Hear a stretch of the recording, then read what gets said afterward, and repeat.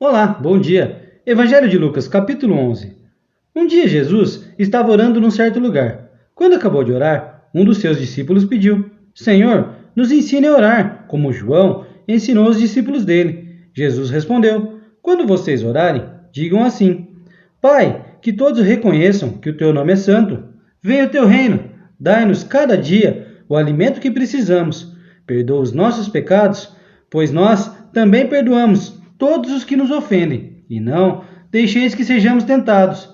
Então Jesus disse aos seus discípulos: Imaginem que um de vocês vá à casa de um amigo à meia-noite e lhe diga: Amigo, me empreste 3 pães. É que um amigo meu acaba de chegar de viagem e eu não tenho nada para lhe oferecer. Imaginem que o amigo responda lá de dentro: Não me amole, a porta já está trancada e eu e os meus filhos estamos deitados. Não posso me levantar para lhe dar os pães. Jesus disse: Eu afirmo a vocês que pode ser que ele não se levante, porque é amigo dele, mas certamente se levantará por causa da insistência dele e lhe dará tudo o que ele precisar. Por isso eu digo: peçam e vocês receberão. Procurem e vocês acharão. Batam e a porta será aberta para vocês. Porque todos aqueles que pedem, recebem. Aqueles que procuram, acham. E a porta será aberta para quem bate. Por acaso, algum de vocês será capaz de dar uma cobra ao seu filho quando ele pede um peixe? Ou se o seu filho pedir um ovo, vai lhe dar um escorpião? Vocês, mesmo sendo maus, sabem dar coisas boas aos seus filhos. Quanto mais o Pai, que está no céu, dará o Espírito Santo aos que lhe pedirem. Jesus estava expulsando de certo homem um demônio que não deixava falar. Quando o demônio saiu, o homem começou a falar. A multidão ficou admirada, mas alguns disseram: É Beelzebu, o chefe dos demônios, que dá poder a este homem para expulsar demônios. Outros, querendo conseguir alguma prova contra Jesus, pediram que ele fizesse um milagre para mostrar que o seu poder vinha de Deus. Mas Jesus, conhecendo o pensamento deles, disse o seguinte: O país que se divide em grupos que lutam entre si certamente será destruído. A família que se divide em grupos que lutam entre si certamente será destruída. Se o reino de Satanás tem grupos que lutam entre si, como continuará a existir? Vocês dizem que é Beelzebu que me dá poder para expulsar demônios. Mas, se é assim, quem dá aos seguidores de vocês o poder para expulsar demônios? Assim, os seus próprios seguidores provam que vocês estão completamente enganados. Na verdade, é pelo poder de Deus que eu expulso demônios. Isso prova que o reino de Deus chegou até vocês. Quando um homem forte e bem armado guarda sua própria casa, tudo o que ele tem está seguro. Mas quando o homem mais forte o ataca e vence, leva todas as armas em que o outro confiava e reparte tudo o que tomou dele. Quem não é a meu favor é contra mim, e quem não me ajuda a juntar está espalhando. Jesus continuou: Quando o espírito mau sai de alguém, anda por lugares sem água, procurando onde possa descansar, mas não encontra. Então diz: Vou voltar para minha casa de onde saí. Aí volta e encontra a casa varrida e arrumada. Depois sai e vai buscar outros 7 espíritos piores ainda, e todos ficam morando ali. Assim, a situação daquela pessoa fica pior do que antes. Quando Jesus acabou de dizer isso, uma mulher que estava no meio da multidão gritou para ele: Como é feliz a mulher que pôs o Senhor no mundo e o amamentou. Mas Jesus respondeu: Mais felizes são aqueles que ouvem a mensagem de Deus e obedecem a ela. Quando a multidão se ajuntou em volta de Jesus, ele começou a falar e disse o seguinte: Como as pessoas de hoje são más, pedem um milagre como sinal de aprovação de Deus, mas nenhum sinal lhe será dado a não ser o milagre de Jonas. Assim como o profeta Jonas foi um sinal para os moradores da cidade de Nínive, assim também o Filho do Homem será um sinal para a gente de hoje.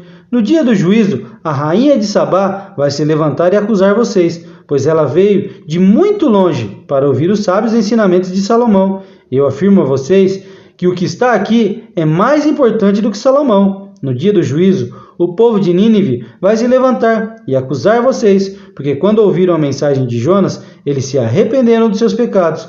Eu afirmo a vocês que o que está aqui é mais importante do que Jonas. E Jesus continuou: Ninguém acende uma lamparina para pôr num lugar escondido ou debaixo de um cesto. Ao contrário, ela é colocada no lugar próprio, para que os que entrarem na casa possam enxergar tudo bem. Os olhos são como luz para o corpo. Quando os olhos de vocês são bons, todo o corpo fica cheio de luz.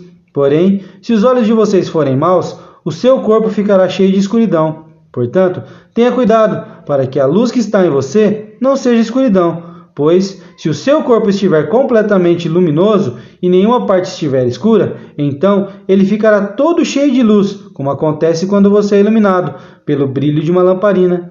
Quando Jesus acabou de falar, um fariseu o convidou para jantar na casa dele. Jesus foi e sentou-se à mesa.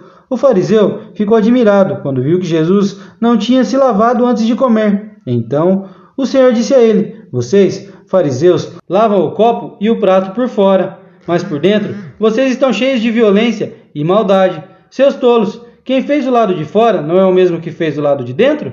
Portanto, deem aos pobres o que está dentro dos seus copos e pratos, e assim tudo ficará limpo para vocês. Ai de vocês, fariseus, pois dão para Deus a 10ª parte até mesmo da hortelã, da arruda e de todas as verduras, mas não são justos com os outros e não amam a Deus. E são exatamente essas coisas que vocês devem fazer sem deixar de lado as outras. Ai de vocês, fariseus, pois gostam demais dos lugares de honra nas sinagogas e gostam de ser cumprimentados com respeito nas praças. Ai de vocês, pois vocês são como sepulturas que não se veem, sepulturas que as pessoas pisam sem perceber. Então, o mestre da lei disse a Jesus: mestre, falando assim, o senhor está nos ofendendo também. Jesus respondeu: ai de vocês também, mestres da lei, porque põem fardos tão pesados nas costas dos outros que eles quase não podem aguentar, mas vocês mesmos não ajudam, nem ao menos com o dedo, essas pessoas a carregar esses fardos.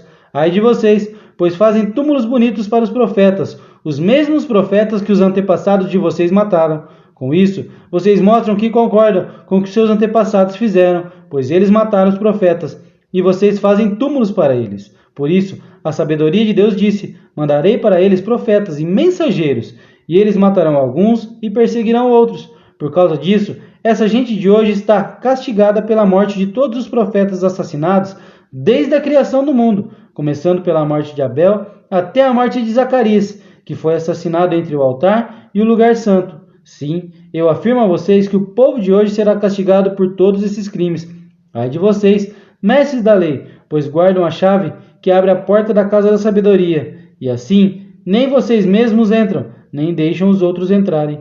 Quando Jesus saiu dali, os mestres da lei e os fariseus começaram a criticar com raiva e a lhe fazer perguntas sobre muitos assuntos. Eles queriam levá-lo a dizer alguma coisa que pudesse lhe servir de motivo para acusá-lo.